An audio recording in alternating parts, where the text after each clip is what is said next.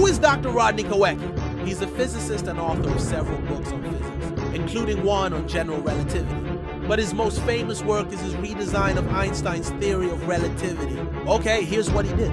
He took Einstein's idea of a Higgs field that permeates all of space-time and interacts with particles, giving them mass, and he expanded on it. He proposed that there are multiple layers of these fields, each interacting with different particles, and these interactions create what he calls a deep space effect.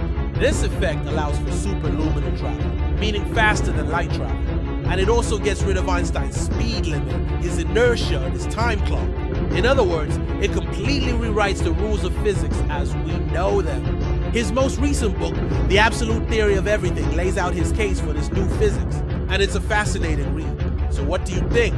Is this the end of Einstein's reign at the top of the physics world? Or is it just another crackpot theory? You decide. Today, 100 years later, a new scientist is on the block. He has redesigned Einstein's time travel speed of light watch, stopping time altogether in relativity theory and recover it. You see, time is not a real thing.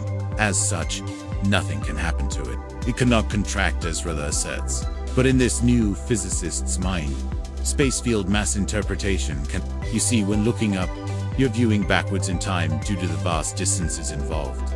A local ship traveling forwards by acceleration, but its journey backwards through space, through the looking glass, if you will, is governed by the same rules as the time traveler who ventured into the unknown 100 years ago.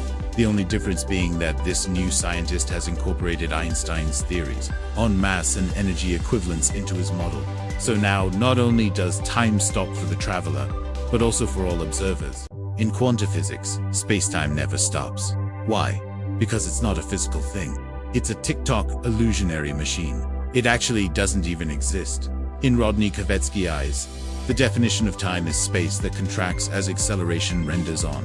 By doing this, time is mobilized. You can journey forwards in time to your destination and travel backwards in time in your ship, and journey a very, very short cut in time to reach your destination. Infinite mass does not exert any gravitational pull.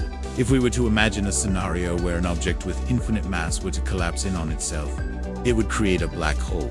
And if we were to continue to accelerate that object, we would eventually reach a point where time itself would cease to exist.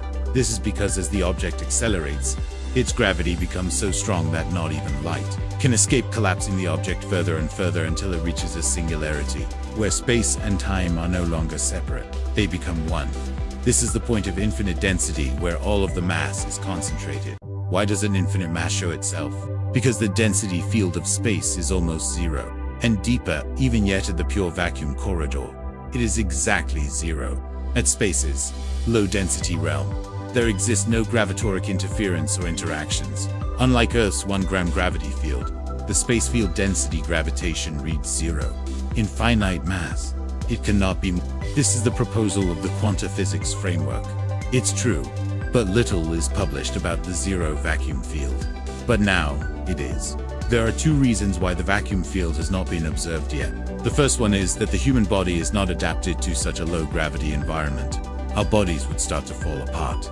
The second reason is that we cannot shield ourselves from the Earth's gravitational pull, and so we have never been able to create a true vacuum bubble around us.